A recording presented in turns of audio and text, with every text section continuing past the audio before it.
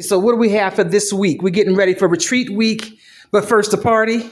Yes, so what did we first a get? party. What did we get for this week? So we got, okay, this is my, this the coconut. For the party. Look, this is the coconut water We've from got, the. Yeah, that's why I set it up there. We've got cheese for cheese sandwiches. There's going to be an omelet table or area. We have Okay, what we got here? coconut water. Okay, and then there's the coconut meat out of that. Yes, Okay, and what then we got? we have cherries and grapes. What kind of grapes are those? These I are see red some other grapes. grapes. Okay. These are red grapes. Okay. And then we have the baby kiwis. Butter. That was expensive. That was expensive, Stacey. How much was that lettuce? 25 cents. Well, what kind of 25 cents is, you know? One quarter. One quarter. I just want you to say it out loud. $30. That same quarter. U.S. money. Okay, so Look we got at some more this lettuce. garlic. Look at this garlic. That garlic. And got some broccoli for our salads. Okay. Avocados. I see some red onions. that some kind of onion. Okay. And of course, we can't leave out. Beauty is one of the things that's very common here everywhere. And I have a little old lady that I get flowers from. Today we decided on red and fuchsia roses with sunflowers and the little yellow flowers. I don't know what they call. Okay. Then what else we got? We've got, these are not banana leaves. These are the huge banana leaves used to make tamales. Yeah, so we're going to use those to set up our buffet tomorrow. Okay. We'll use those because I'll put them on the counter. Okay. We'll put our stuff on there, our charcuterie, our fruit, our stuff. And this is something I have yet to try. It is a lemon cucumber. No, dulce pepino. In English, it's a lemon cucumber. Sweet cucumber. In Spanish, dulce pepino. And the closest flavor is like a mildly sweet honeydew melon. Okay. Okay. See if you get those flavors. Look at this. Okay. Isn't this beautiful? It looks like abstract sculpture or something from outer space. And it is hibiscus? That's the hibiscus or sorrel. Sorrel, yeah. So on my farm, that was one of my crops. So the hibiscus sorrel here, that's the fresh. You can buy it dried, but this is the fresh. So we'll make some tea throughout the week with that. Okay, we got champiñones, the mushrooms. Yes. And we have some black grapes here. Black grapes. Some green beans. Green beans. Some limes. Got the lime. Cucumber. Nope, that's our zucchini. That's we got a zucchini. yellow zucchini and a yellow sauce. And yellow soursop. squash. Cantaloupe, papaya, watermelon, cherimoya. No, pitahaya, dragon fruit. Oh. So that's the pitahaya. Okay, Sometimes they're red, but the yellow ones tend to be sweeter. And then the ones that I've seen look different, or in the States So the red ones sometimes have a little green leaf-like things on there. They don't have look them quite as fat as these. They look thinner. That's They're what it often is. small. Yes. You know what? Let's just say everything is smaller in the U.S., okay? Okay, let's see what else you got. Okay. Look at these bell peppers. Look at these peppers. They smell so fresh. They smell so fresh. And this is a leaf and a bead to make a tea, and it is Guayusa. Guayusa. Guayusa. Very healthy. They can Google it, but it's one that I've been reading up on. And look at the cheese, y'all. So we got a project next week. Dr. tell. Remigio is an instigator, so we got 100 sandwiches to make for Tuesday morning. And That's so 15 pounds of cheese. it is 15 pounds. Okay, so let's go. 15 pounds. We have a little extra. And so this is our haul today from the Mercado. And then we got some seafood. What did we get for seafood? Oh, we've got some red snapper and some shrimp. We got some red snapper and shrimp this week. That'll be some of our proteins. We'll be doing retreat week this week. So we'll be working. And so we have things to nourish us. Yes. But first, we party. So we'll be getting ready for a brunch party tomorrow. Excellent. So how was your first Mercado? This was the Kennedy Mercado. This is our weekend farmers market. What did you do at the Mercado? You just went and got groceries, right? That's all you did? Went and got groceries and drank, got a juice, a freshly squeezed juice. They got a juicer that's just a beast. Because they went through them carrots like nothing. I had freshly squeezed juice. Carrot, orange, ginger. $1.50. I had carrot, ginger, and piña. So the mixed drinks are $1.50. And the regular ones would be $1. So if we added ginger in, it's a little more. And then we had something to eat. Yes. Would you have something to eat? I had it's cheese bread, fried. Choclo. Choclo. They take the choclo corn and grind also it. had, corn pieces in it. No, all that is they take fresh corn. Those choclo you see, they grind it so you get the pulp and the juice part, and then you add the cheese into like a batter. So and that's they why fry it was kind So of. it's corn. It's just corn. Yeah, the lumps, the pieces of corn. That's exactly It what was it is. really good, and it was sweet. I didn't expect it to be as sweet as it was, but it was very sweet. Okay, you've got the choclos, and then you've got the yuca buns that the yuca has the cheese inside. Both of them are equally as good. No, neither one is better than the other. It's just a different taste. Difference, A different taste. I like the choclo. That our corn is a little bit drier than like you would sweet corn in the States. Larger kernels, but just slightly less sweet, but it's still a sweet corn. And so when they grind it, like when you be frying corn and you cut it off there, you got that milkiness. Yes. That's what they mix together as they grind it, and then they add the cheese, and that just bonds it together, and they fry it like a tortilla, thick tortilla. I saw more white corn here in the market. All of it's white. You won't find yellow corn here. Yeah. And you're right. The ears were shorter, but the kernels were fat. Like back in the day, you remember hominy corn? Yes. So that is mote, they call it mote, but the corn kernels are like that, just like hominy corn. That's what that is here. There's a sweet kind, then there's a more of a dent corn that's like used for flour, but the fresh is not quite as sweet, but they call it the choclo, and so it's just corn ground. So this is and ice cream. A morning, and we had ice cream to end. Wait, coffee. Café con leche, con choclo.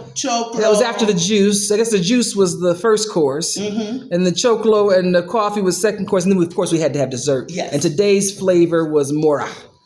My friend. Everything was wonderful. It was full of people. Everybody was so nice. Folks bump into each other, say, "Oh, excuse me," and keep on going. Even the dogs. The dogs didn't bark. They weren't all around your feet. They just picked up whatever you dropped on the floor and ate it and moved on about their business. It was really, really nice. It was peaceful. It was fun. It was funny.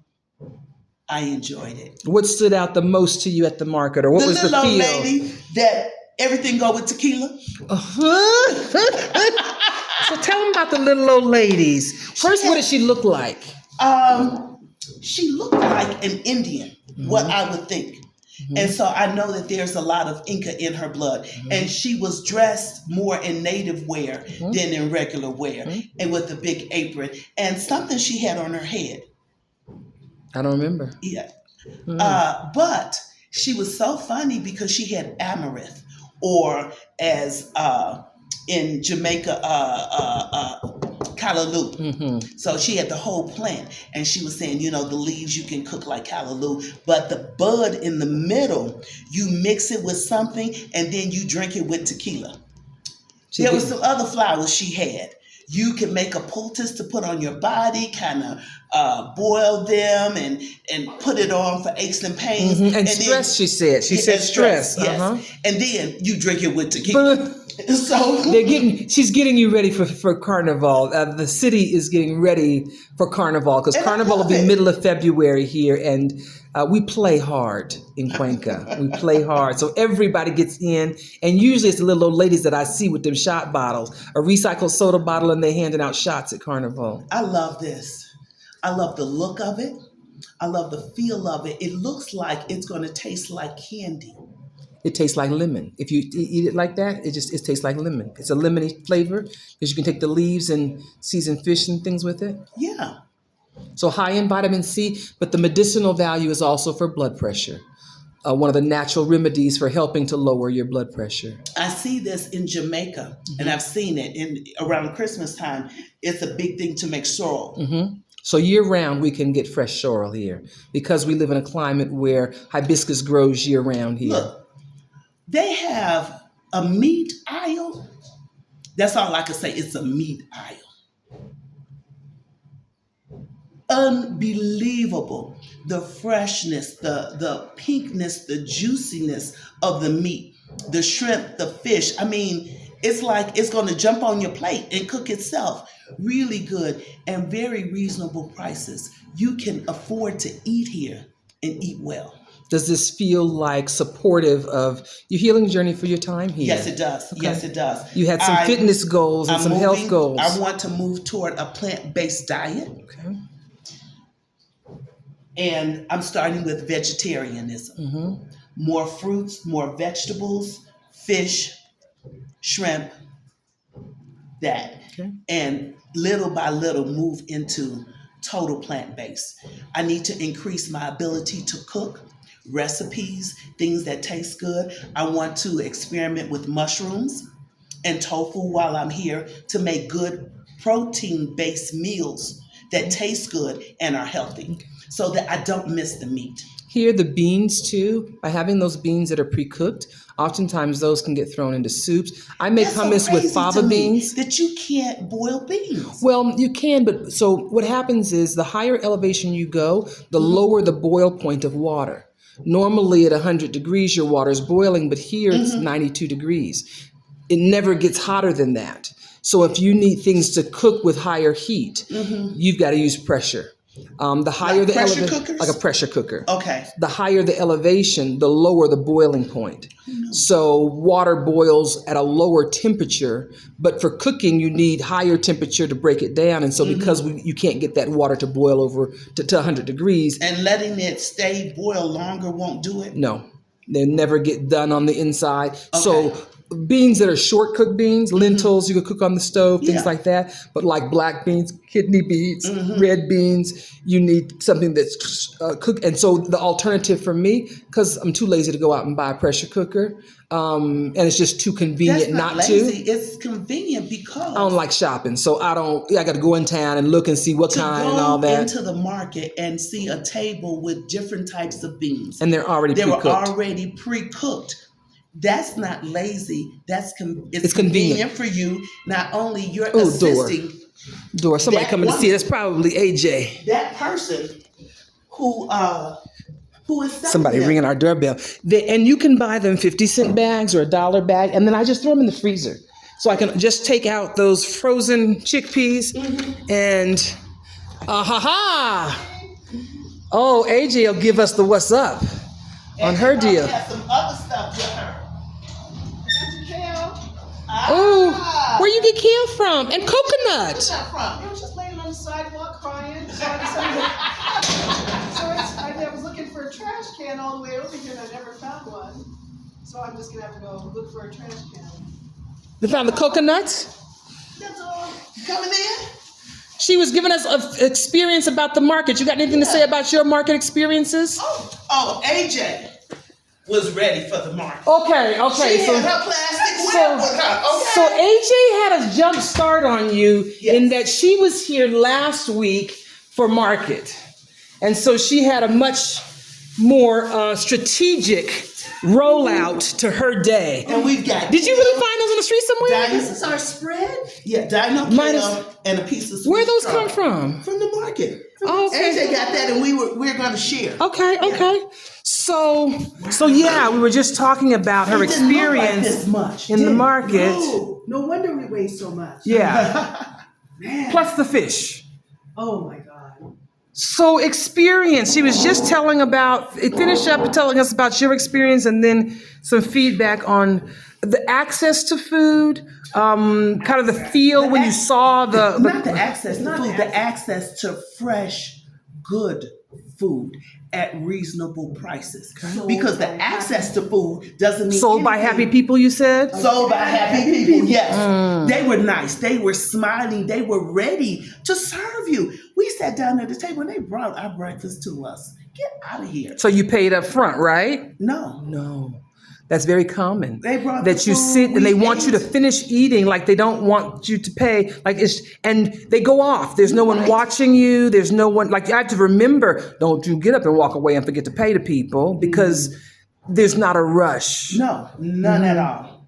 It was a very, very different experience that I really, really liked. Nice. Made me want to eat meat for a minute. because them oxtails was looking really, really cool. The $2 oxtails? Shut up. I'm just saying. I just want people to understand what we're Look. talking about. Oxtail. Not oxtail. Oxtail. Mm-hmm. You The whole slab of it, is $2. Oh, geez. It's unbelievable. Unbelievable. So it's not just me talk. It's some witnesses that say. It was a great experience. It wasn't just the buying of the food, it was the communal thing. People talked to us. And even though our Spanish is not perfect, they understood us. And we were able to communicate. And there was no, oh, you need to say it like this or this. It was just an exchange with people, with human beings. And it was really, really nice. I mentioned about, getting over that need to be fluent and needing to just communicate effectively. Yes. Was there anything you couldn't communicate today? Was there anything you couldn't get done because of language barriers or what have you? No. Okay. No. Okay. So some of those fears that sometimes people have. AJ, what about you? This is your second market experience. So you like the OG of experience at the market, and you really had a plan this morning. So what changed between last week and this week, or what did you learn and have to make adjustments for? Because you had to change up from what happened last week. Because last week we just kind of went and you didn't know what to expect. Okay. So I have been to a lot of different kind of markets. Most of the markets I've been to outside of the U.S. are in Japan. And so I didn't really know what to expect from this one. I've actually never traveled much in Latin America. This is my first time. And so I was pleasantly surprised, first off, that they have very cute, very organized white tents that are organized in aisles. Mm-hmm. I was really impressed by that. It didn't look old or torn down or uncared for. The whole experience actually coming into the parking lot itself is something that somebody needs to talk about. Because the people coming in, guiding cars into their parking spaces are laughing and happy and just my friend, Viva Venezuela. Yeah, we've got the Viva Venezuela friend. So it's not like the usual. That's her official name, and she knows it. Her name is officially Viva Venezuela. Right. So that whole experience to me was actually very interesting because I was actually expecting most kind of like parking lot weekend event type people are very intense, they're often aggressive, they're very tired. These people are just like, I'm just waving you into your spot, So that to me indicated that this experience might be a little different. And then we get down actually into the place where the tents are, and I see that they're very organized in rows, they're not higgly-piggly, the tents are actually clean themselves, so they don't look like they're spotted or moldy or ripped or any of that kind of stuff. The first thing I noticed actually are dogs, who are not barking and who are calmly patrolling in the area. Looking for whatever drops.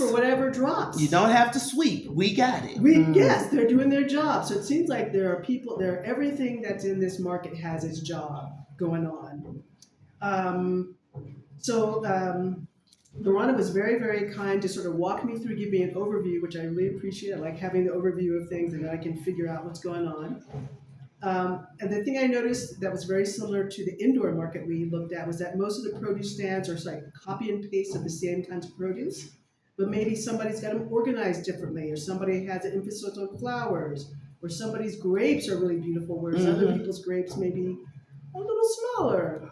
Somebody might have really gorgeous banana leaves, or heads of lettuce that look like this. Yeah.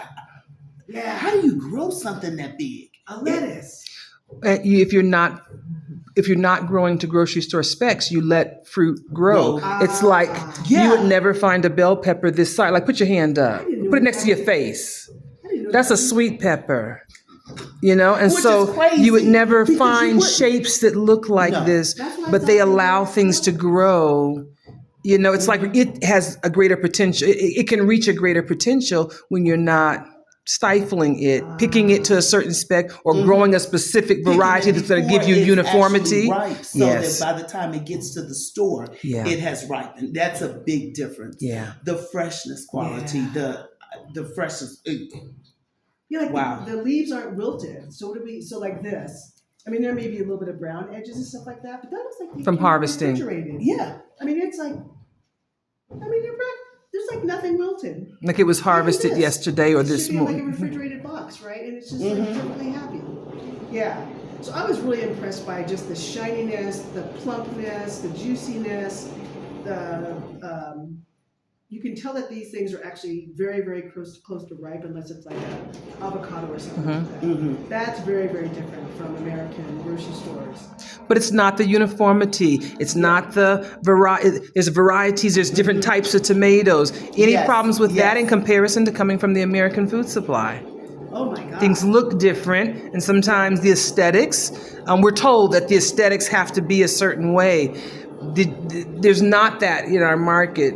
How did that feel, seeing things that weren't perfect and unblemished and things like that? Well, like I said, so my comparison would be to the Japanese markets, and they take a huge amount of pride in making sure that everything looks very, very happy. They really expect their vegetables to look like you want to eat them. The vegetables want you to eat them. So they package them. They pick and they package it, and they talk about that. Like the job of these vegetables is to like entice you to eat them, and so they want to help them do their job. So I was really pleased to see in this market that this culture may not have exactly that kind of aesthetic, but things were packaged in a way that you could tell somebody took care to wash them, to pick them, to select them.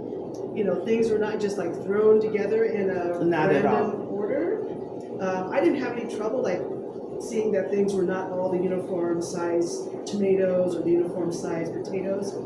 I actually think, just for my own personal aesthetic, I like things to look different because it tells me that plant or those groups of plants were doing different work at different times. And it makes it appealing. Yeah, it makes it And appealing. you can get what you want. I went to one stall and she wanted $1 for some scallions, and I said thank you, but no, and turned around, and right across the way another bunch of scallions was 25 cents. So of course I bought the 25-cent ones. But nobody gets upset if you don't buy it. You just move on because the next person may.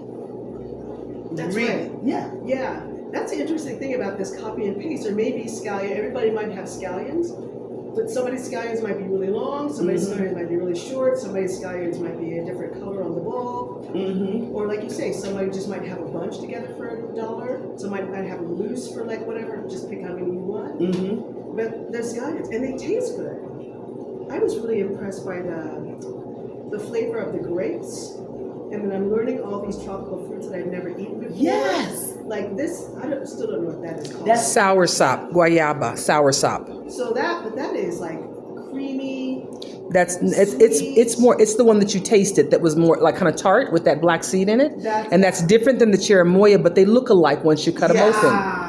That's what I thought the cherimoya. They're different from the cherimoya, and so sometimes you get confused if you're looking at them because it's got a white flesh. It's more creamy and sweet, whereas this is more juicy and tart. Good. Well, so this is the other. So on that topic of juiciness, I would say that one of the things I learned from my first time that I was prepared for this time is that people give you samples, and the samples are often so juicy, and you've got multiple kinds of juice hanging on your chin. And so the first time I wasn't prepared, and so my fingers were sticky, my chin was sticky. So my kit this time for market was a napkin and wet wipes, for sure. Don't go to the market. But I saw some stainless steel in your bag. I'm getting there. The other thing I was impressed by that you don't get in Japan, I mean, they do give you samples, but they don't give you meal-size samples. Which at this market, a guy had a plate.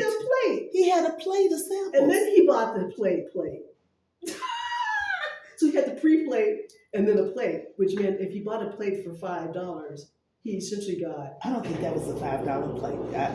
Okay, so maybe he asked for half a plate, which is... So those ladies that we saw, that would be about a $5 plate. Those ladies at the end of the table with the mound.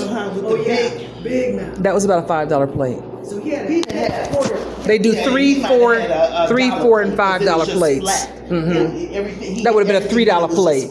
That'd have been $3. There's usually $3, $4, or $5. But he had already eaten the snacky food, the sample. That looked just like that one that he bought. Yes, exactly. Right. So if you put a free plate and a $1 plate together, he essentially had 50 cents for each plate. Yeah, and that was enough for lunch and dinner. Yeah. 50 cents for the day. That's crazy. So that's the thing that really dropped my jaw was when we walked up to this. I don't know what you call that kind of stand. Look at the little restaurant, the food court. It's the food court. The little mini restaurants. Yes, each booth. What do you call it? So they had these these stalls that had charcoal underneath them, and so they had real live fire. It was a gas yeah. fire, so Yeah. it's charcoal fire. Yeah, and the rotisserie And chicken. the roast. Yeah. Okay, so we have to talk about. See, roasted I'm chicken. trying not to eat meat, so I had to quickly move past the rotisserie Right. chicken because they were saying, "Hey, how Mm-hmm. you doing? Mm-hmm. You know you like me, Mhm. and I know I do." And they season their meat really well here. Yes. Yeah. You can look at it and tell. Yeah. So something I wasn't prepared for was like seeing so many, not so many, but at this market is a whole hog or a whole pig that's roasted and split up on in a display case. And in Chinese culture, you'll see this. You'll see goose and stuff like that. But I wasn't expecting that here. And I also wasn't expecting that when we stood there, the woman automatically just made us a plate, a sample plate. Like you need it. Yeah, your eyes are lingering on that pork, so I might as well just So give you speak some. to the generosity. Speak to what you found as far as, are people stingy or the generosity? No. Talk about that. We see the abundance, but Yeah, it's crazy. So you get the sense that people have enough, not just enough, they have so much plenty to eat that all of this is like overabundance. It's overflowing with food. And they themselves seem to embody this idea of like overflowing with generosity. Yes, I that's have it. plenty, I'm resourced. That doesn't mean I'm hoarding. In fact, there's no reason to hoard because Right, it's just because gonna go rotten. It's not only the food, but also the information. They will tell you how you use stuff, what to do with it.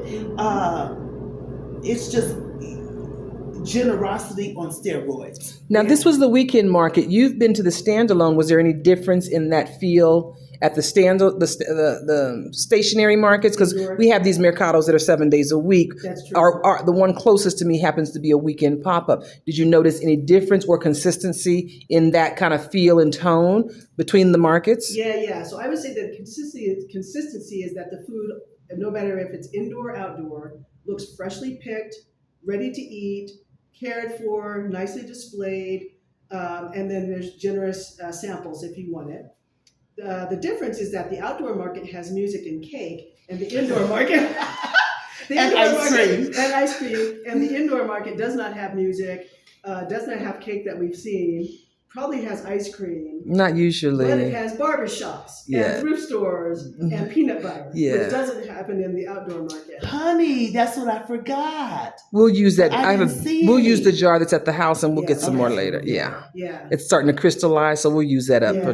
for tomorrow. So the thing that made me prepared for today that was different, that I got sort of surprised by last time, was this whole sample situation that's going on at the outdoor market. So because I wasn't prepared that she was going to give me a sample plate, which is good enough for a meal, I wasn't prepared for the juiciness running down my hand. I wasn't prepared for the juiciness on my chin. I wasn't prepared for the fact that the spoon was too weak to actually get the job done. I wasn't prepared that I didn't know that there could be napkins somewhere.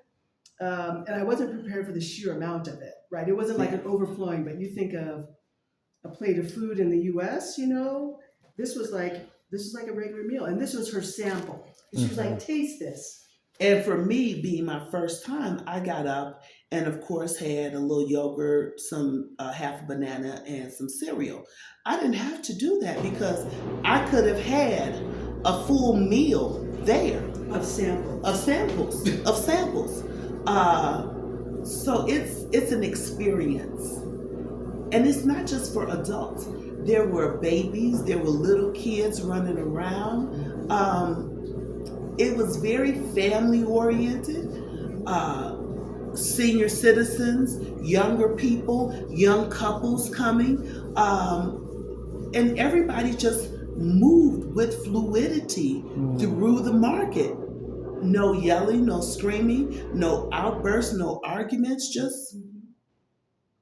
That's a really good point. One of the things I think my ear is missing, since I came from New York and I've been there for such a long time. I mean, I've been back and forth to New York and Japan, but live in New York. Outdoor markets in New York have a tendency to have not only music in the background, which is great, but a lot of yelling. And then another layer of music, or another layer of sound, which is all the sirens and emergency vehicles going on. And then another layer of buses and brakes and dogs barking. The dogs in the market doing their job, patrolling for crumbs, patrolling for whatever is dropped, aren't barking. No. And they're not growling, and they're not nipping, and they're not doing They're any of not that running behavior. up to you. They're not asking, do you have anything? No, they're just being dogs.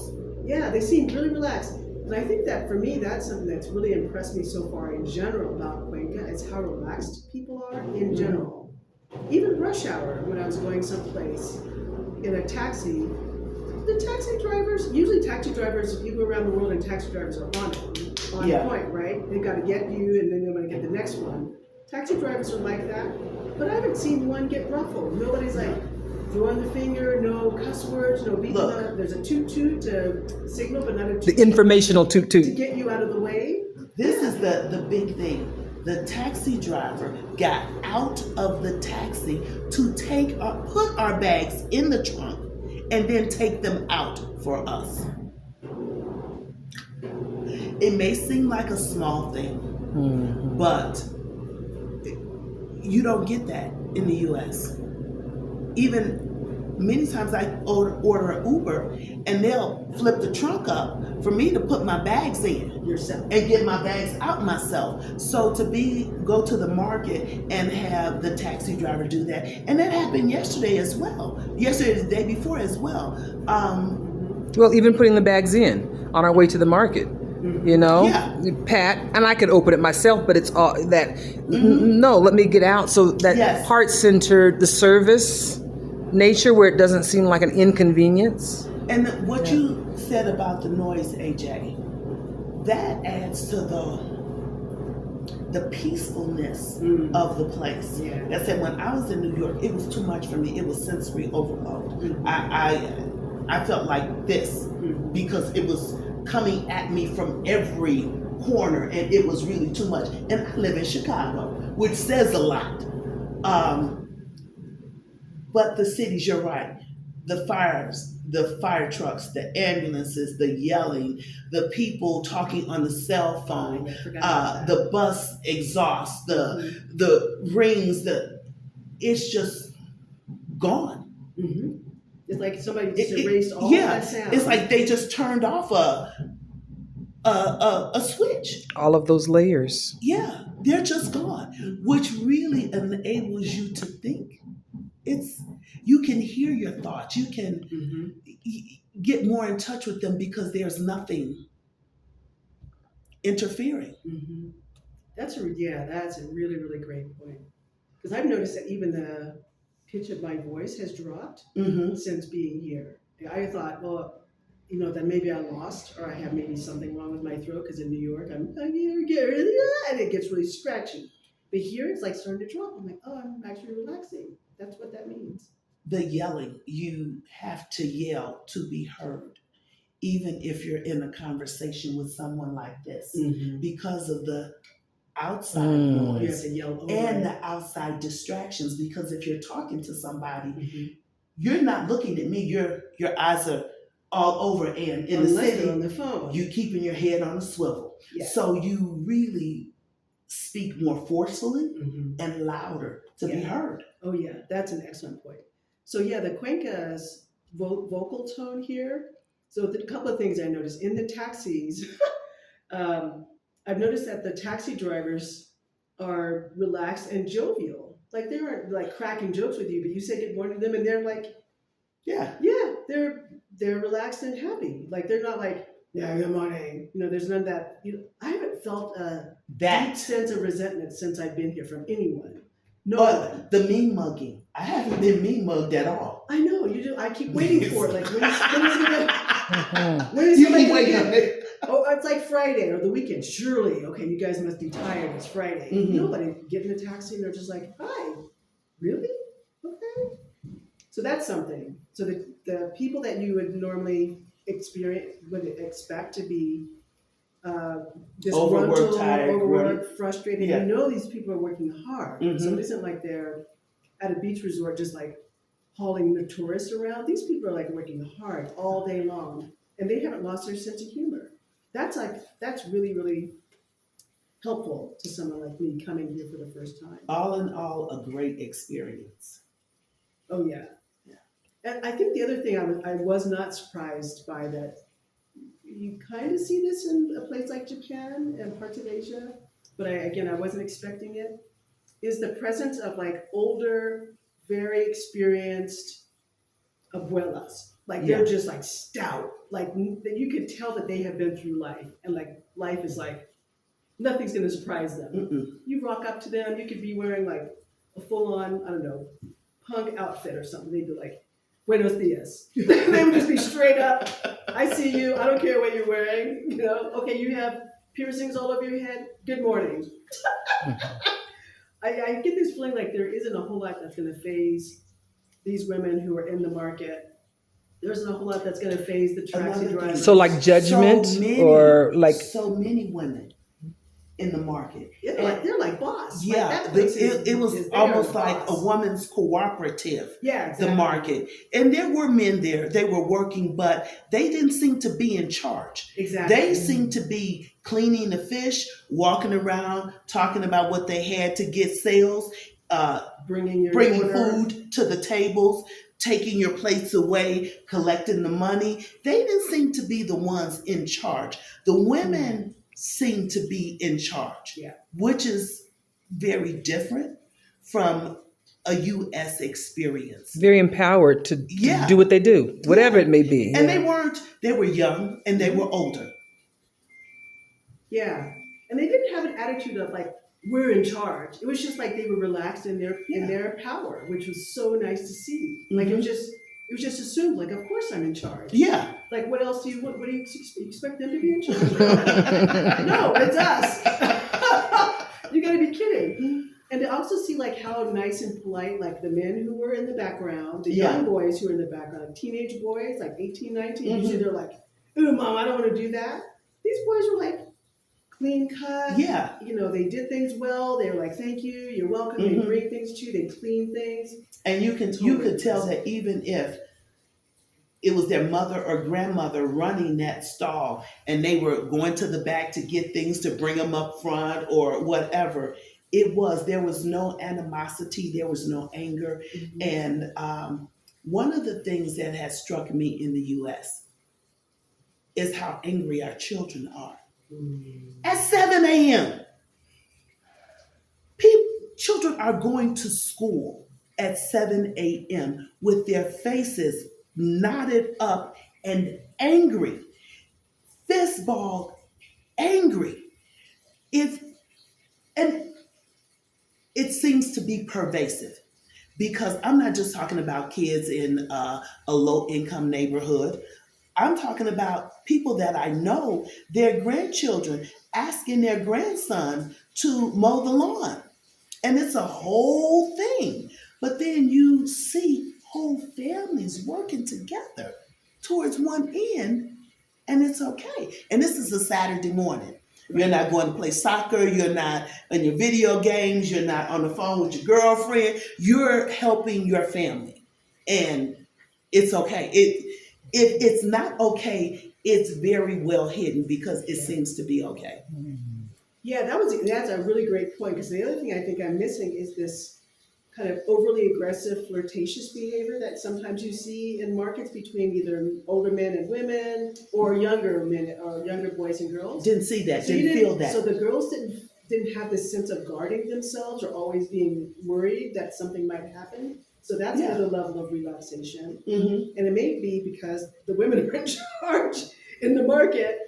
But so I didn't see that. I remember I mentioned to you that we were all at the table, or when we were standing around, I looked up to see what others were looking at, and all eyes were on us, regardless of where we were. And I never even looked to see if people were looking at us.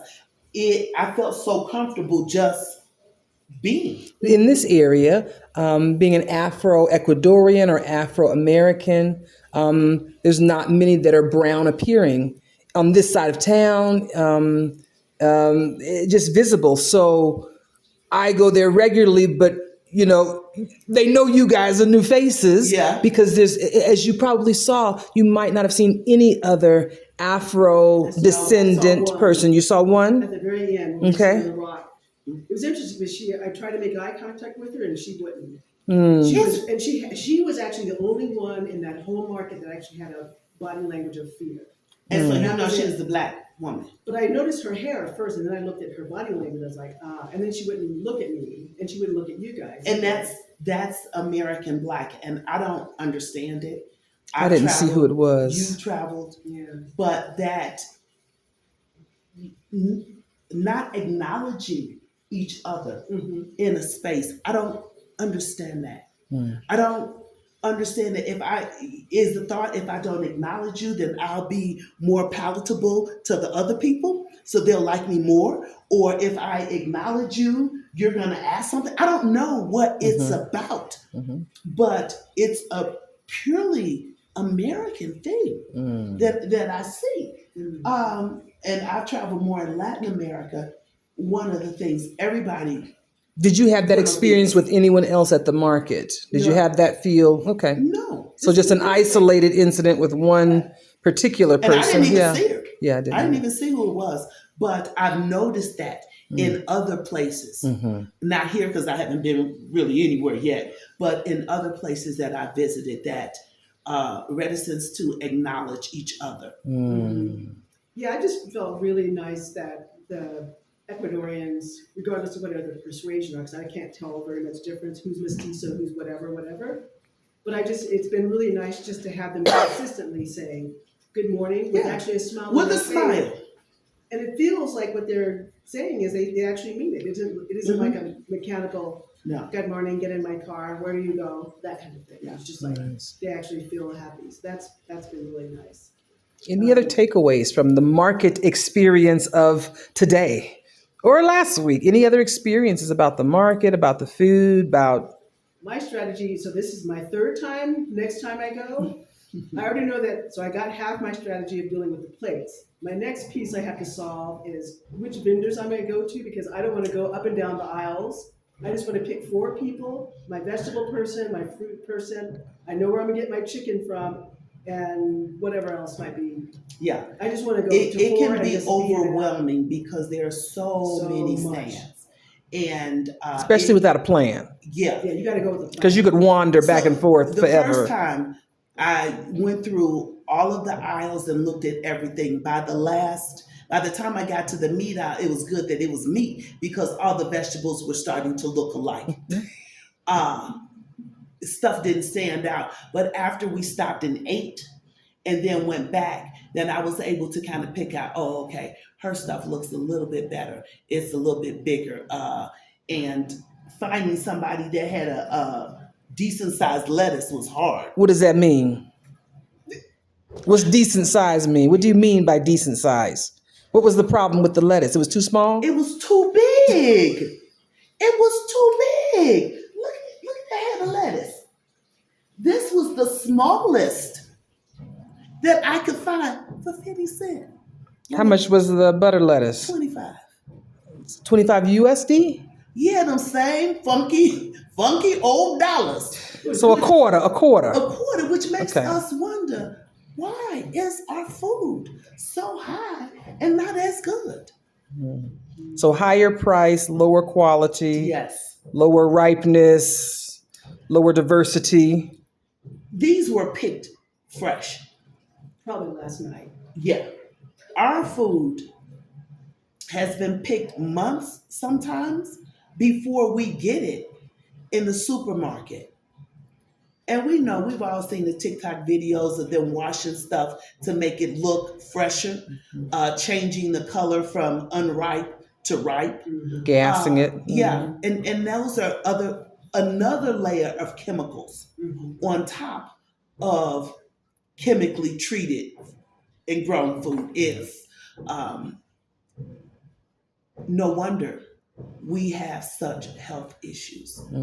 One of the things that I like too, the little tea man or the drink man, they got this little card. The medicine man. Right in front of medicine man. He got a whole list. You got diabetes, you got ulcers, you got women's problems, that's over in the side by itself. It was. But we in there. Whatever you got, he had a whole thing. He got a juice, a drink for you.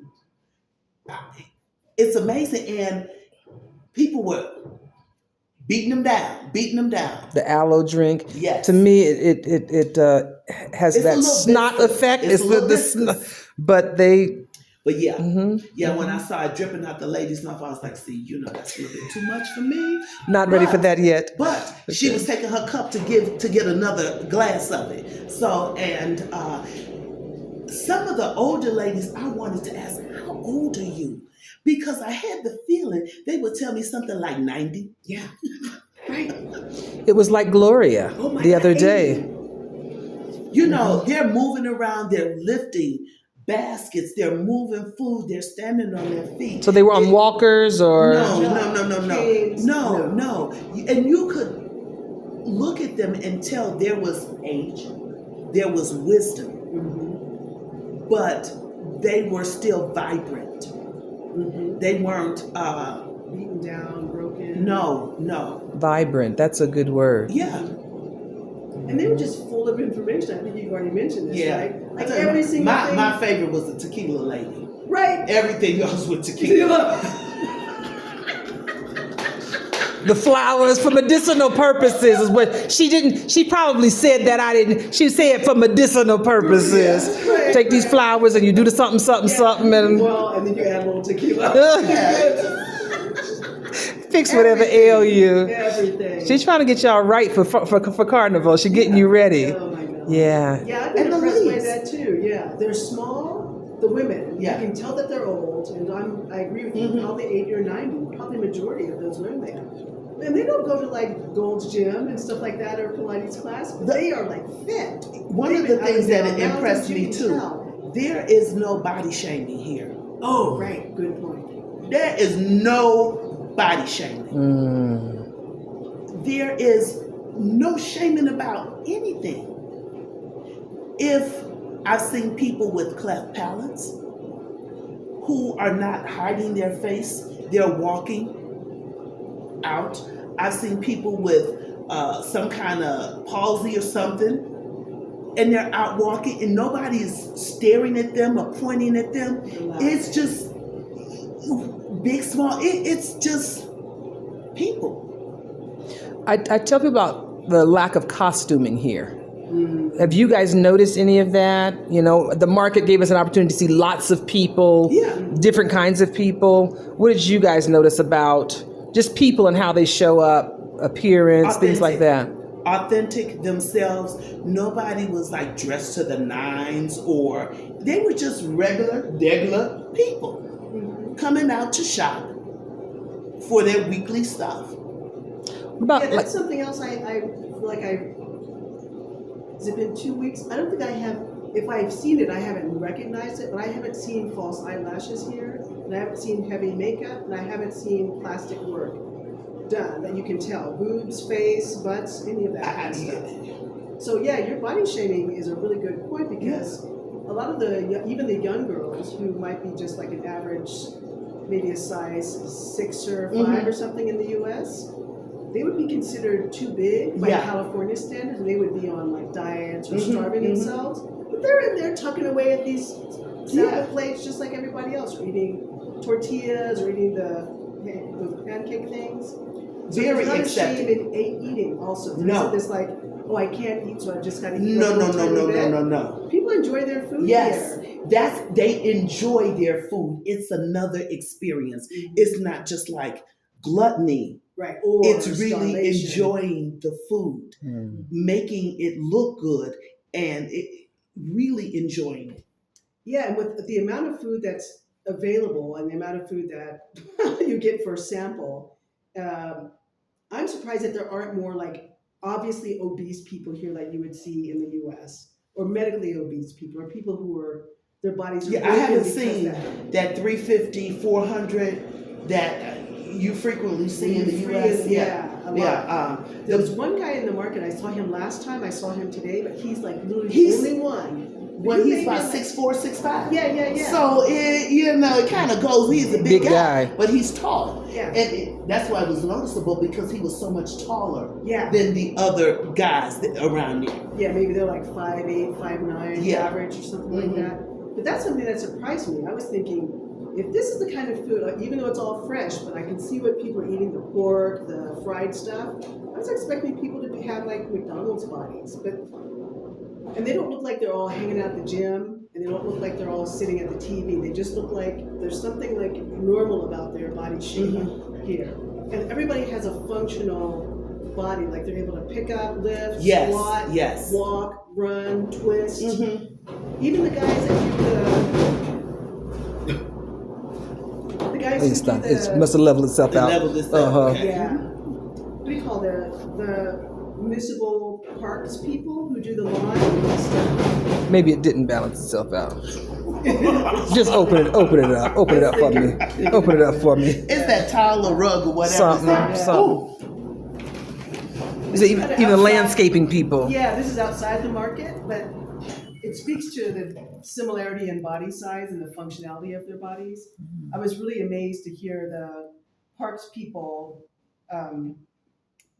doing their work because they just use weed whackers. They don't use ride lawnmowers and they don't use push lawnmowers. I don't know what the reason is, but what impressed me was the athleticism that's required to use the weed whacker, because they actually do like a half semicircle all the way from a park that's the size of maybe a football field and a half long, and a whole team of them in a line will be weed whacking With the sickle. Yeah. well with this Weed trimmers. They're weed trimmers. backpack weed trimmer, and that takes a lot of athleticism to be able to do that. I mean, you know that they've been doing it at this park, that park, and all the week long, right?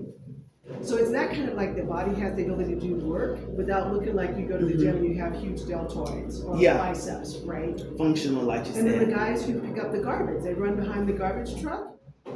That's like these people, if they do that, if that's their job and they're running every time the garbage truck comes to pick up, they're putting in miles. Those are marathon trained bodies on those garbage trucks. They're not, you know what I mean? They're not sitting around watching TV all the time if that's what their job is. No. Yeah. So seeing that people have bodies that are adapted to the kind of work that they're doing, that's really different from the US, because most people are not doing jobs that require functionality anymore. And so their bodies show it, and also their attitude shows it, and all kinds of things.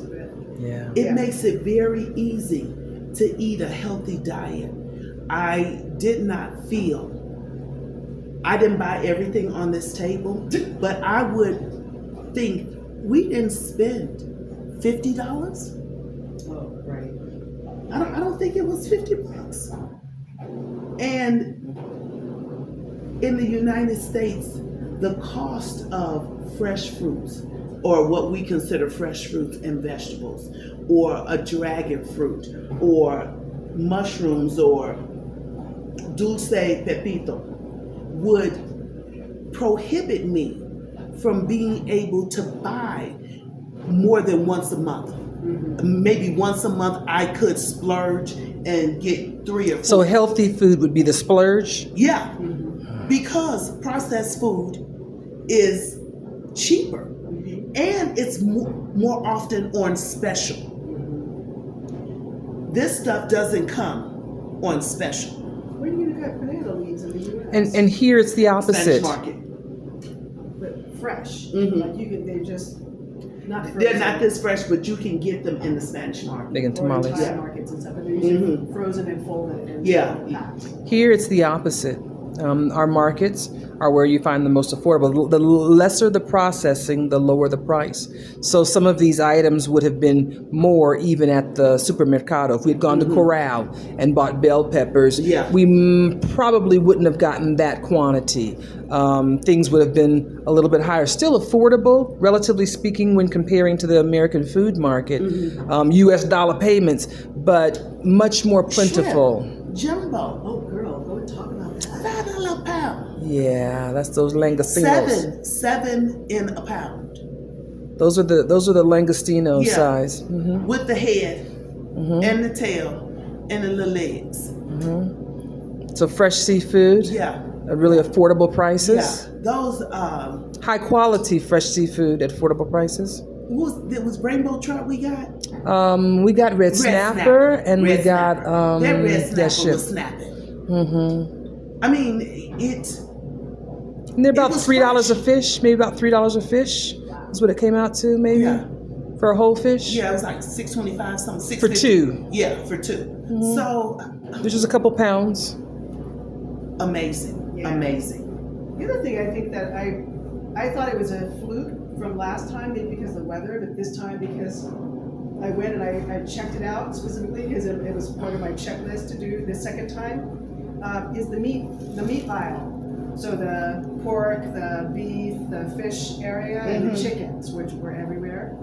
So from an American's perspective, whenever I go into a butcher shop, I can smell the blood, and I can smell the Clorox, and I can smell whatever cleaning stuff. That's a good point. So and this is an outdoor market, and I was looking for two things. One, what did it smell like, so I could sort of get a sense of how clean it was, and how big is the fly population. None. I saw one fly in the entire meat.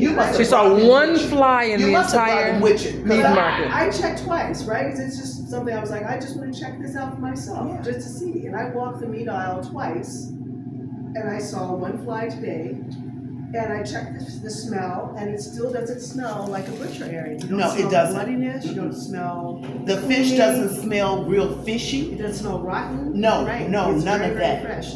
So there's some combination of the quality of the meat itself doesn't break down as fast. The quality of them caring about the meat, either they have amazing butchers. I don't know what's going on, but the meat doesn't degrade as fast. Exactly. And then the way that they keep their counters clean, because I noticed this in the indoor market. That's why I was like, wait a minute, something's not right here. I'm not smelling the rottenness. Like, why is that normal in my mind? Right?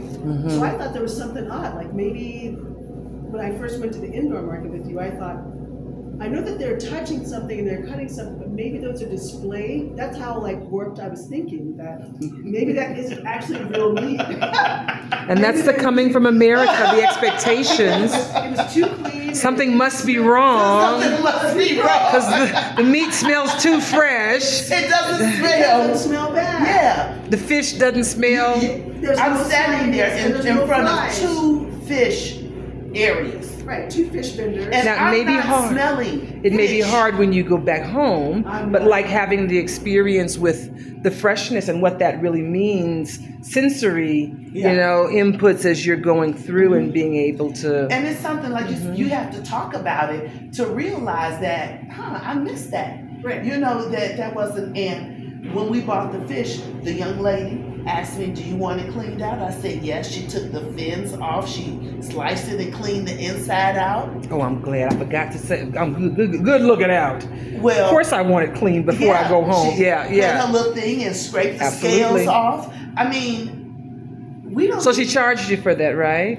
No, that was all a part of the thing.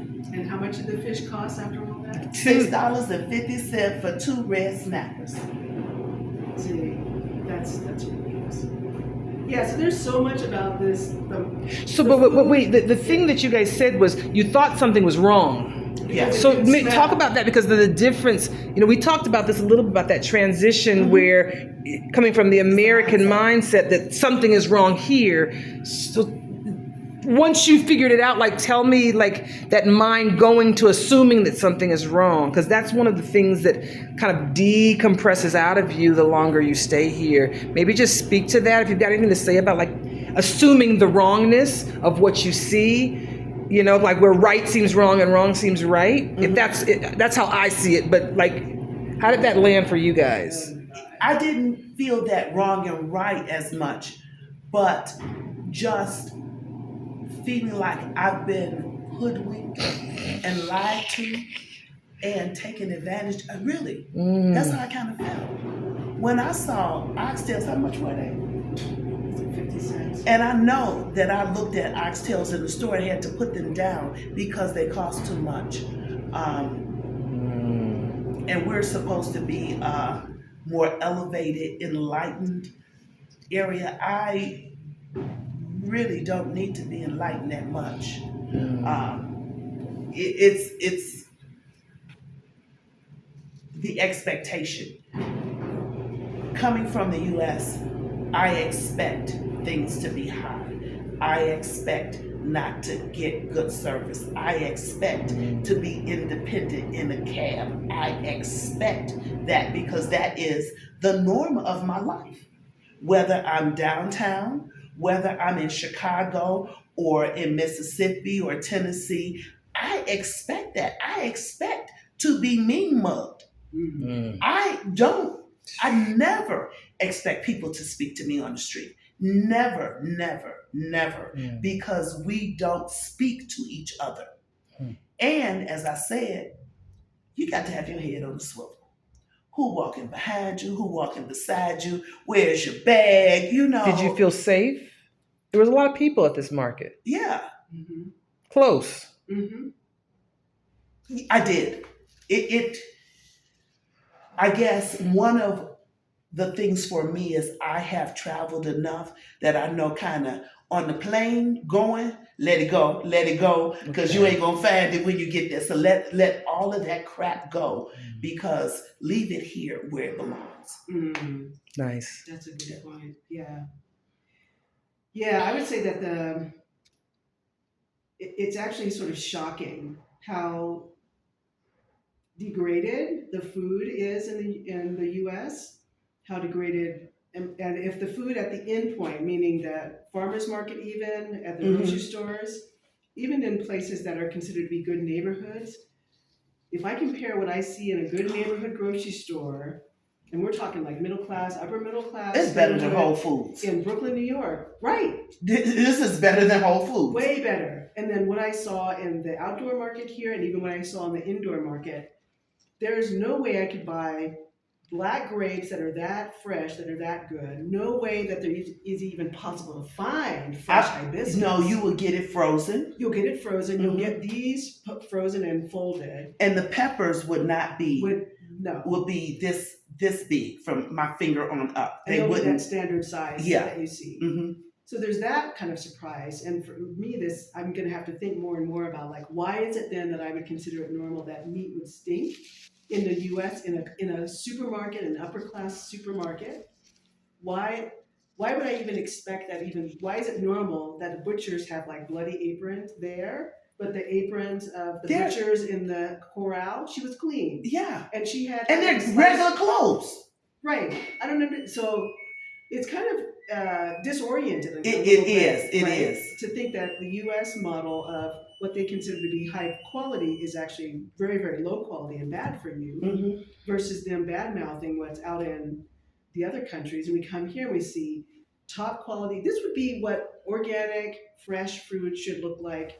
When I say we call hoodwinked, I mean hoodwinked. Not only this, but the idea, and you touched on it, that don't leave the U.S. Those are third world countries. They don't have sanitation. Mm-hmm. You can't drink the water. Mm-hmm. You will get ill if you eat the food, Mm-hmm. and you can't do anything. Mm-hmm. They don't have transportation, Mm-hmm. infrastructure. They don't have doctors. Right. No hospitals. Not even a And hospital. all of that stuff They don't have cars that work. is not Gas true. stations. All of that stuff is not true. Mm-hmm. I said the Latin America is where old cars go to die. They don't die though. Yeah. They get refurbished. They get new life. They get ballooned up. I haven't seen. They're still working. I haven't seen a rusty vehicle here. I haven't. I have not seen it. Don't do hoopties. Yeah, I have not seen that here. I've seen we saw the old Volkswagen bus. Mm-hmm. We've seen old cars, little cars. That's the one thing. No, if they don't get more room in their back seat, you know. But Have you in a Picante but like you said, or the Spark? 5'6", Mm-hmm. 5'7". Mhm. So it's not a need for all that leg room that we're used to, Mm-hmm. or that we need. Mm-hmm. So, but yeah. Yeah, it's there's so much that's disorienting. Y'all got all this out of a market experience. Well, We got all of this out of going to the market and and breath. There's probably even more that we Yeah. can say. Yeah. Right? Mm-hmm. Like, I was surprised that the last time, one of the things that you see in American outdoor markets is there's crap all over the ground. Yes. Right? Whether the vendors throw it, or people who are eating stuff drop it. And that's the other thing. It's like in the US, it seems like it's okay just to drop trash wherever. I have not seen people litter. What would we consider litter? No. Just dropping napkins. The other thing, at a farmer's market, they would usually clean the food.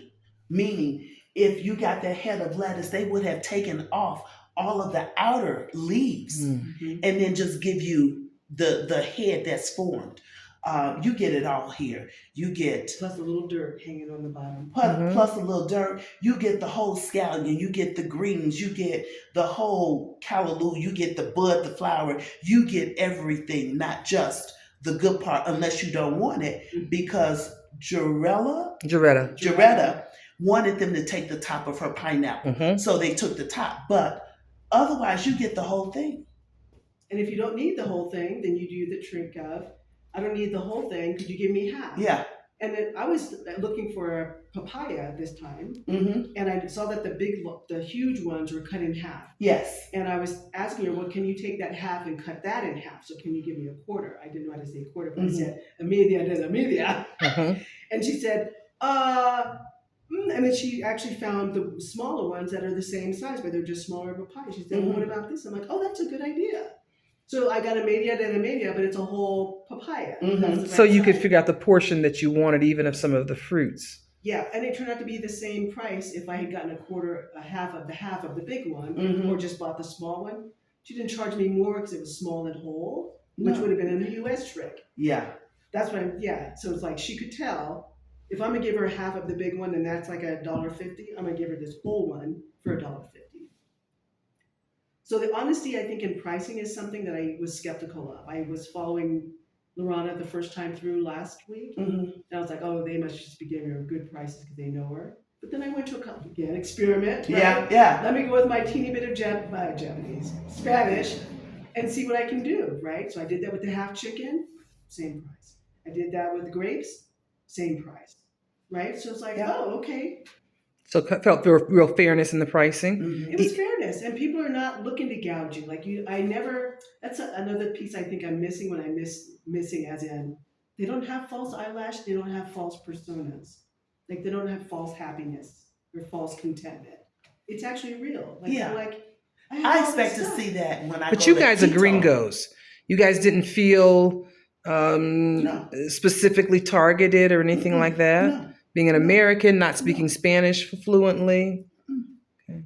No, I just feel like people are just like jovial regardless, whether it's jovial around themselves or with us. Are they good? Mm-hmm. Yeah, if I it's like spoke a more wine Spanish, grape. They look like Concord grapes. Yeah. I feel like people would just be joking with us if I had more Spanish, and I could have done some little banter. Like they were just on that, like the old lady with her tequila and the flowers. The greens. Yeah. Like you could tell she was just if we had better Spanish. She was ready to give you all the intel, tell you how to do it real good. Yeah. Right. Yeah. So we got all of that out of a market run. Mm-hmm. These are part of the cakes. We didn't get the. You skipped the cakes this week. Yeah. Too many other goodies. I'm a sweet holic, really. Cakes, cookies, stuff like that. One of the things I found since I've been here is I don't have that pull for the sweet. Mm-hmm. Yeah. I'm eating a lot more fruit though, different kinds. So, it's good. Any other parting words? Come on down. The way Latin America is portrayed is completely false. The way it's portrayed? Yeah, the way Latin America, I know that the way even Japan is portrayed in the U.S. is false, right? So I knew that was true, but I thought that was just Japan. But Latin America? Hoodwink. So if you listen to what maybe media says, might you get an incorrect presentation of what the experience has been, at least in Cuenca, Ecuador? Yes. And that's just the food. We haven't talked about housing. We haven't talked about healthcare. We haven't talked about education. Let's talk about the street for a minute. I live in Chicago. My streets smell like marijuana. Mm-hmm. When I walk down the street, they smell like marijuana because it's a legal city. I don't necessarily want that smell all the time. Mm-hmm. I haven't had that here. I haven't smelled it at all. No. In fact, I haven't smelled cigarette smoke here, to come to think of it. I haven't seen anybody smoke. Have you? No. Vaping? No. What are they doing? Now I'm curious. I don't know. They must be smoking somewhere. Well, I've seen surely they must be. Surely. You don't see an overwhelming population of smokers here. I've seen one cigarette butt. I swept up the Mhm. sidewalk yesterday, and usually in sidewalks and street corners and stuff like there's cigarette butts Yeah. in the U.S. Yeah. I'd say. So as we're going through this list, I'm like, oh yeah, cigarette butts. Yeah, it's- Where are they? They don't exist. I mean, the one I found was really old, so it must be. Got a year or missed in the two old sweep too. up, got Mhm. missed. Some girl probably left it there. Yeah, Or they it were was different. cutting grass and it was in the grass somewhere along the side and they were And trimming. it just right. Mhm. So that's another surprise. Like, Yeah. oh yeah, no cigarette smoke, no vaping, no marijuana smell, and drunkenness. Right. So in New York, where we have various levels of intoxication, different kinds. Here we are on the All weekend. day long. Well, so at the market, we didn't. I was like, okay, so Latin America stereotype, right? So, oh Mhm. yeah, people are laying on the sidewalk drinking Yeah. cervezas. Yeah, look for a cerveza first and see if you find anybody at the market who's inebriated. Didn't see anybody. Homeless.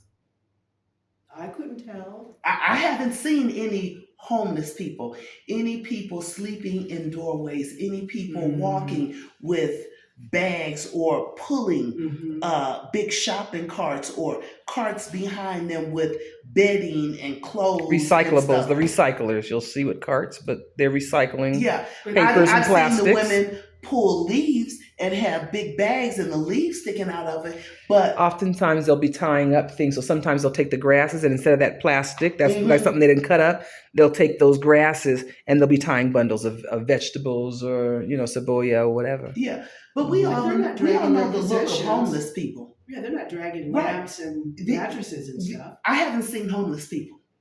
I haven't seen them. Yeah, where are they? And it, for me, it's like Fiji. When I asked about, because I didn't see homeless in Fiji, and the response was, homeless? Like, what do you mean? What do you mean?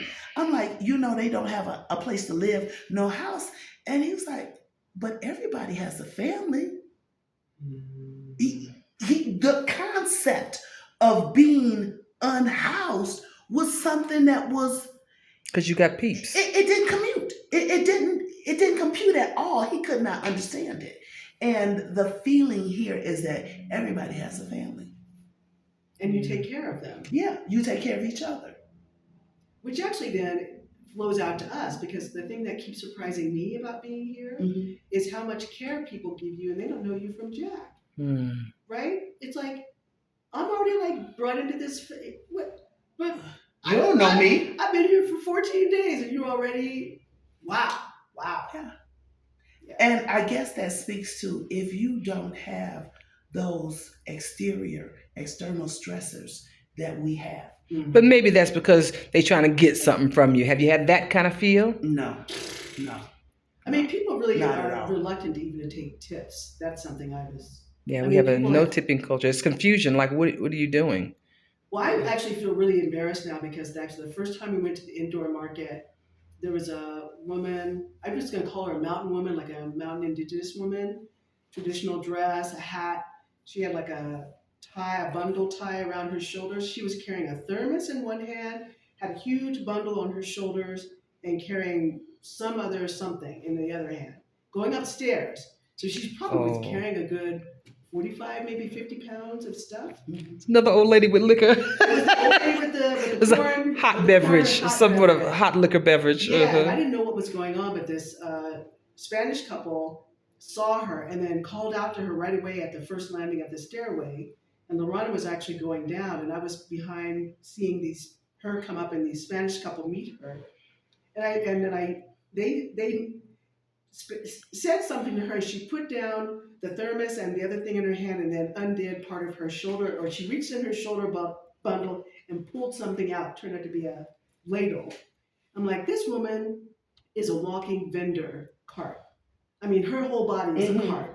And she is that strong. And she looks like she could be like 60, 70 years old, right? But she is just like stout, and she's not resentful. She's competent, and she's very kind, and she speaks in a very clear, very kind way to the couple. And they're very respectful for her. And they ask her, Senora, please, can you give us this thing? I didn't know what she was serving, but she just right there in the stairwell set up her situation. She got her ladle out. She opened up the thing. She ladled out into a cup. She handed it to them like as if she had done this hundreds of times. And she has And she value. has. Everybody has value. Yeah. And the thing that was Everybody really has value. surprising is that, because I didn't know what it was or what the interaction was, Alana tried to interpret and find out what this beverage was. Mhm. Turned out it was like fermented corn mash of some kind, warm. Apparently it's really good for you. So she then, seeing that we hadn't ordered it, gave us a sample. Poured some in a little cup, handed it to me. I think you were still fasting, so yeah, you didn't want to take it. I drank it. It tasted like warm grits water. That's the closest I can describe it. Maybe sweeter. Mhm. And I was like, it was fine. And then I gave it back to her because I couldn't finish the whole thing of it. Mhm. And because I didn't have anything to give back to her, I reached in my pocket and gave her $1. That's where the confusion started. Mhm. Because she then said, "Oh, you want a whole cup?" And I said, "Oh, no, we're going to eat something I don't want to eat." Mhm. And so then the other Spanish gentleman had to interpret for her, "Oh, she just wants to give you a gift because you gave her." Mhm. And she was like, "Oh, no, that's not necessary at all."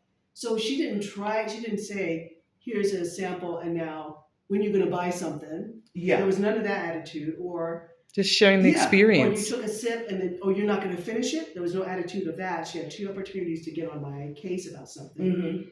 And then I gave her the thing back, and I wanted to give her something as a thank you.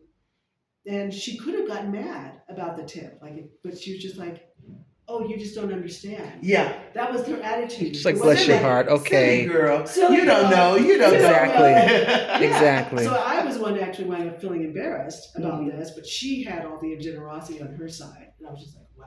And it's genuine generosity. Like there was no expectation of, she wanted you to have that experience. You said you've never had this experience. Great. Here's the Right. experience. Was that not withholding the generosity that I think is real common? And what you said, the expectation, I think coming from the US, we expect everyone to want something from us. Mm-hmm. Well, everyone kind of does. From the calls that I get on my phone, from the messages that I need to tap here because I didn't pay for something that I bought, a scam. Uh, it's like everybody is, trying to get you. Mm-hmm. Did you feel that at the market? Did you feel that with the giving and the generosity here? No, I haven't felt that here at all. At all. I find typically it's the opposite. A pound is always a heavy pound.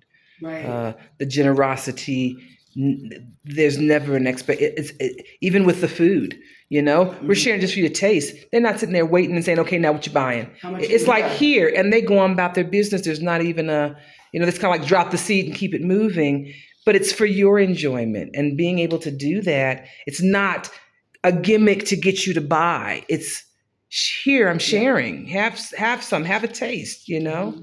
And I just find that real consistent in the experiences I have, especially around food and just generosity in general. Mm-hmm. It really does feel like that their root experience is so rooted in abundance that it just really flows out of them Mm-hmm. in all these other interactions. It's a hoodwinked. We've been hoodwinked. It doesn't feel deprived. No, No, not that idea that you be careful when you're in Ecuador. They're out to get you, and the cartels and the this and the that and the this and the that. And I've had a totally opposite experience. Mm. And hoodwinked because the US downplays everything in every country. And so far I haven't found it to be true. And then cost. How much, do you remember approximately how much you spent for groceries this week? So feeding yourself, would you spend approximate? About half a chicken. She did it big. Rotisserie chicken. Yeah. There's a rotisserie on every street corner here practically. That's something that I laugh about. It's like, okay, is there a rotisserie chicken place? So the first couple of bags of groceries I got, I think we added them up. I had 2 very, very heavy bags of groceries, and that amounted to like $7 total for 2 big. That included meat, almond milk, all kinds of fruits and vegetables. in the US, I think I calculated that same bag of equivalent groceries would have been very, very easily 40, 45, maybe even $50. So Right. probably about 25% of that cost. Right. So here I Okay. am with like $7 versus $50 for about the same bags. I learned my lesson from the first time because everything is so appealing. I overbought, and so I wound up wasting a bunch of strawberries and a bunch of other stuff. So this time, I really was restricted myself and just bought the things I know for sure that I'm going to eat. That you'll during get the through week. in a week. Because the other thing I'm learning is that instead of feeling like I need to panic and buy everything because it might not be there next time. Right. I know, I've seen It's it. so plentiful. It's so plentiful. It's like if it's not. Wait, say that again. So you don't need to worry that it's not going to be there. I don't need to worry that the amount is not going to be there or the freshness is going to be not going to be there, because if it's missing at the outdoor market, I can go to an indoor market and find the same thing that's been picked that day. So I feel like that's another thing that I didn't realize I would have to let go of, is the panic of Scarcity. scarcity, or like if I find a really good tomato in the grocery store in Brooklyn, my strategy was if I find a good one now, get it and put it in the bank. In other words, put it in the freezer or do something, because it's not going to be there again. I can't. This is a fluke to get something good, right? But here it's not the fluke; it's the norm. It's the norm. And I have to get used to that. The norm is actually good quality all the time. So how much was the rotisserie chicken? So the rotisserie chicken, half a chicken was about the equivalent to what I pay in the U.S. So a whole chicken at a high-end rotisserie grocery store would run me about $12. So this was $5 here. Okay. For a half a chicken was $5, so I figured the full chicken about $10. Okay. That was about equivalent. So that wasn't a huge savings. But the fact that it was fresh off the rotisserie, he cut it right there in front of me. And I was prepared this time with a chicken box. I know, that was true. We saw you. Like, look at that. She got it together. She got everything in her bag. And when you Perfectly sized. and the wet wipes, I said, oh, see, I'm too through with her. Little experience will get you right. Yeah, that first time I got home, I was like, man, I got grease everywhere. I need to prepare. I don't need to be walking around with grease stains everywhere. Nice. But yeah, I think grocery costs for this run today, so our kale, our little kale bundle and our little bit of amaranth, that was $1 for that bag, so that's $1. Half chicken was $5. I got a papaya for $3. Grapes were $1. What else was down there? I put in the fridge. So what are we at now? $9? I'm guessing I may have spent $12, but that's all week. Yeah. That's a week. And Right. that's with meat. And I didn't have to buy a carb. You said that's with meat. Right. It's not $12 of apples, which that's actually a good comparison. Because in Brooklyn, at the grocery store I used to shop in, I would get Honeycrisp apples for the week, and that'd be $12. So For apples? Just apples? So if I bought 7 apples, so I bought 1 apple for every day. Limes, this would be about $5. So you spend about $12 for a week's worth of groceries? Or groceries to take you? Of complete groceries. So we're talking vegetables, fruits, half a chicken, right? So those must not be U.S. dollars. That's some Ecuadorian money? No, that's some same rusty old Franklins and Jeffersons and Benjamins. So real deal, the conversion there's nothing lost in conversion. No. There's nothing lost in conversion. 12 It's US just dollars. the pricing of the actual produce. Produce that's higher quality, that's fresher, and I need less of it. Yeah. To get through. And if I run out, I just run down to any number of markets where they have the same exact quality and quantity. Wow. Yeah. So Wow. the other thing here I'm finding is I actually get to pace myself to try new things.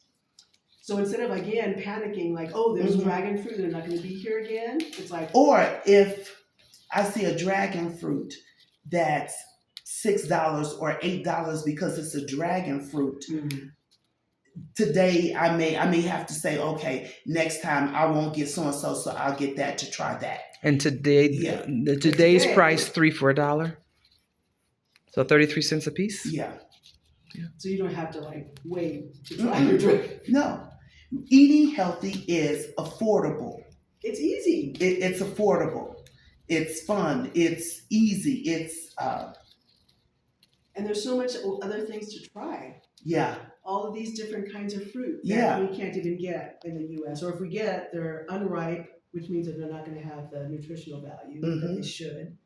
And they're going to be Cherries. expensive, and they may have been sprayed with something. But I do rush in sometimes with the food because, like, I know cherry season's getting ready to end, so it's like, okay, get your mind right. Like, they're here today, but this could be the last week. This could be the last couple of weeks. So it's that kind of seasonal change where cherries will go And I'm away and you sure won't you'll see go them in again. and buy some and put them in the freezer. I got some cherry extract going this time around. See? So You're making your own tart cherry juice. I have some chocolate extract. I've got some vanilla chocolate extract. Got some mullein tincture, but I got some cherry extract going. Yeah, with some of those fresh cherry before the season ends, just to keep the goodness going. Now, what I'm gonna do with it, I don't really know, but I'll keep the potential of keeping the goodness going. But even when the season ends here, like There's something else. There's something that's else. the thing. Not only something else, some things else. Like Yes. multiple something. Yes. Yeah. In the U.S., like if it's not grape season, yellow grape or not yellow grape, green grape, red grape, or black grape.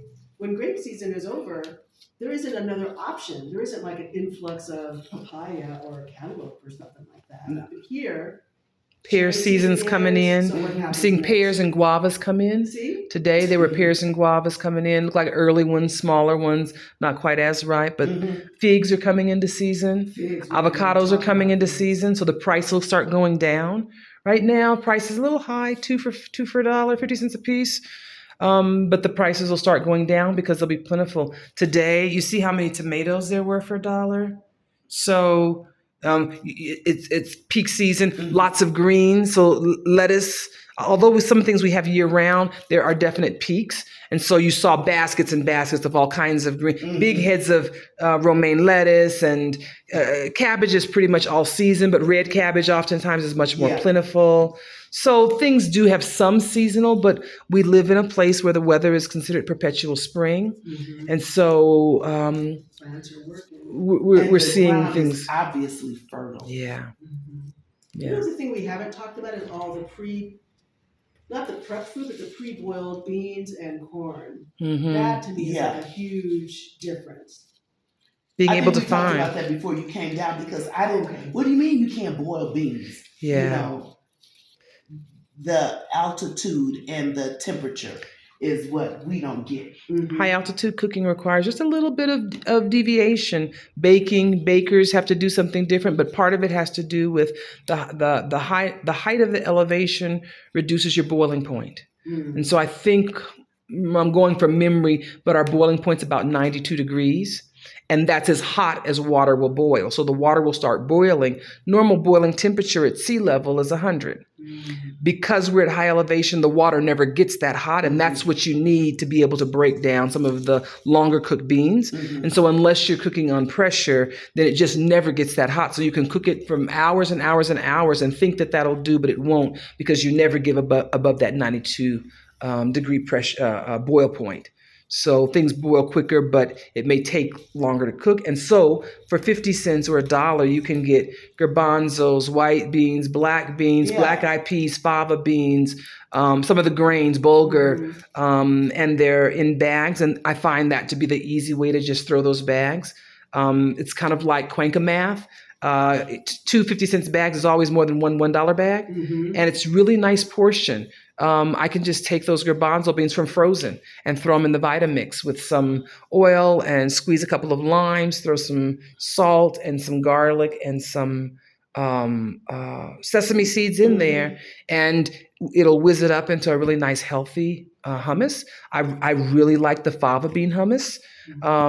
We didn't get those, did we? No, next time. Okay. And I may have some in the freezer And too. we didn't get the other little things that I want to try. You said you boil them and then you bake them? Though we'll have some of those for tomorrow. We got some. Yeah, we have The mayocas. Oh, okay. Yeah, we'll have some What of are those for they brunch. called? Mayocas. Mellocco. Mayocos, I think. It's one of the tubers. Varieties of potatoes. Like these people like bread. Yeah, I thought it was a bean. I know. I didn't know what it was. Yeah. What is that? Yeah. So they do But salads with this them stuff where is you so roast colorful. them. The diversity is really wonderful here. They have everything. everything. I mean, they have everything from like a yucca. I saw all these old ladies like Yeah. skinning the yucca Mm-hmm. to like all these different kinds of sweet potatoes to all these kinds of potatoes. Mm-hmm. Mm-hmm. Yeah. So you see food diversity here, and that's one of the things that I enjoy. I enjoy. Yeah, So I think one yeah. of the maybe another last image that's sort of floating up in my mind is their hand gestures. Like they are so comfortable touching and handling these food items, these plants. You can tell that they're not just touching them in a mechanical kind of way, that they're touching them with a sense of like familiarity and almost like relationship, like a relative. It's kind of hard to explain, but in some cultures, you see that people kind of move food around as if it's kind of like something that's a nuisance. Things are Mm. packaged and controlled, that kind of stuff. But here, it Fresh feels like, market versus grocery store. yeah, grocery store, you see people throwing Yeah. things in the bins and stuff like that, throwing things in the Or shelves. taking the box and dumping it. Yeah. Mm-hmm. Yeah. And here you never see the ladies No. doing that. They'll like Mhm. actually individually, like you can tell that either they themselves picked it yesterday or their family picked it and then they all put it together. Mm-hmm. That may have come from their homes, from their ranchitos or whatever it is, right? So I've noticed that there's a familiarity and a pride in the food that they're selling in the market. It isn't just a nameless commodity that they're doing for money. Do we eat the beans too? That I don't know.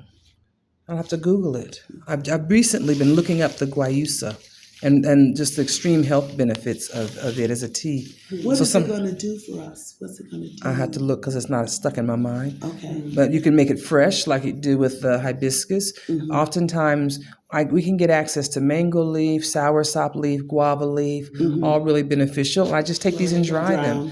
Sometimes I'll take them and dry them whole. Sometimes once they're dry, I'll put them in the Vitamix and grind it. So you have almost like a tea powder. Yeah. And just put them in a container. And so you just get the fresh You have a leaves. dehydrator? No, we have sun. Okay. We have really, really good sun here, like 12 hours a day. So I just put them on, I have a rack for the dryer. I'll Yeah. probably just lay it on that and, get whatever sun you get. And as long as there's some airflow, they'll dry and crinkle up. Or if I'm at the other house, I'll put them on the patio if it's not a rainy day and let the sun do its job. So And any parting words about the Saturday morning experience? I'm going to eat well this week. Yeah. You've got work to do this week. Yeah. We'll get started Monday. Mm-hmm. First we rest and then we party and then we get started on the healing work. So we'll be in retreat mode this week. And AJ, what's on your tap for this week? You've got good eatings for the week. Oh, how was the apartment? the burger was interesting. It was quite a bit smaller than I had imagined. I think I'm already spatially kind of spoiled by being at the other house or being out here in general. Mm-hmm. The houses, this indoor space is a lot. Yeah, bigger. in this area. Also spoiled by, even though in town where that park is, it's quiet. Plus, you can actually hear the river flowing, which was really nice. Yeah. The price point was a little higher than what I was expecting, and that she actually added on another fee on top of that. So it feels like it might not be economically the best thing. So we were just trying to figure out, like, I was looking while we were waiting for her, we were looking at other Airbnbs in the same area, and they were about similar, and so that's an option. But it was clean. It was very well laid out. It was obviously a new construction. All the appliances, all the walls, all the built-ins and stuff like that. Those were all new. So it was a really nice looking place. It was just quite a bit smaller. Just felt like maybe it was like half of this size from this room, maybe half of your kitchen in terms of width. Yeah. Whereas these houses out here are like really wide. Yes. Like triple wide. And it was one story, so I wouldn't have any, again, being spoiled here, I don't have a view of greenery, so I'd have a view of the house next door or a wall. And that kind of made me feel like, well, okay, it's kind of like back in New York, you're looking at a wall for somebody else's house. So it was good. And then it sounds like she's got another place here that she might be able to show us this afternoon, so we'll see what that looks like. In this area? Yeah, in this neighborhood, yeah. So I feel like it's been actually a very interesting learning experience to kind of get a sense of what the architecture is like, what the spaces are like here versus in town, the sound levels Yeah. in town versus out here, what you see, like just one kind of everyday level out there versus here. Um, no dogs, like so there's no dogs working that I could tell in town. Whereas all the dogs out here are working, they have their jobs. Yeah. This is my corner, this is my grass, Mhm. right? Who are you? Oh yeah, pass, right? The gatekeepers. Do you have any food? Okay, keep on, keep moving it. So yeah, it's yeah, I'll just keep looking, Work in just progress. keep thinking, a work in progress. Yeah, see what comes up. But in terms of life's words, I would tell, and I'm telling people that are my friends who know that I'm out here. Um, if you get a cheap ticket, just come to Ecuador, skip over Quinto first, and just go ahead and actually land in Cuenca first, just so you have it as a like a data point in your mind, so you have it to compare with other things. Or wherever you go, if you come to Ecuador, make sure you come to Cuenca so that you know how to compare it with others. Yeah. It's very, very surprising. That's a good suggestion. And I want to see different parts of Ecuador while I'm here because from what all I've read, because of the terrain and where it's located, there are different climates, and it may look like a whole different country Mhm. because Quito is so high up, and Manta's over by the water. So we'll see what it's like. You'll have some Yeah. comparisons. You'll be doing Yeah. just that, land in Cuenca, and then have Mhm. some comparisons. Yeah. Okay. Well, thank you, ladies, for sharing and for having the Saturday morning market experience. Bienvenido a la Mercados a Cuenca. One of the things that I truly, truly enjoy about Cuenca is the access to food. For me, food is one of the things that had been a luxury, even as a farmer, Mhm. having access to such diversity. And this is one of those things that really feels nurturing. How can I take care of myself and being able to go and not deciding if I can afford, but really forcing myself to choose what do you Mhm. want, and then economically being able to have the things that I really want and be able to nourish myself in ways that just feel loving and healthy and delicious, Normal. delicious, Yeah. and that this has become really the norm of my life. Not having to ask the question, can I afford to feed myself in ways that are life affirming?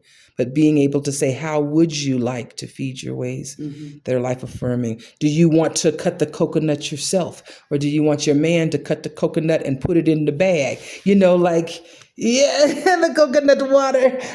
And he has better That's knives tastes than so me. good. And the fresh meat that I can make really nice mochachinas in the morning because the coconut milk mochachinas are the best. So, being able to not needing to deprive myself of the things that I truly want as it relates to food for me feels like one of those simple luxuries that should be so common, but even coming out of agriculture as a farmer, it was not. It was not. Or that there was a premium on doing that. So it became one of those exclusive privileges, not necessarily my norm. So I'm grateful We for say having. farm to table Mhm, in the US like it's a new thing. mhm. Farm to table, and they live farm to table. Yeah. It's a That's the norm versus Yeah. the anomaly. So I'm grateful for having this access, for being able to really afford the abundance of treasures that I can find on any given week, on any given day here in the community with an overflowing abundance. And then I race myself to eat it all so I can go do it again next week.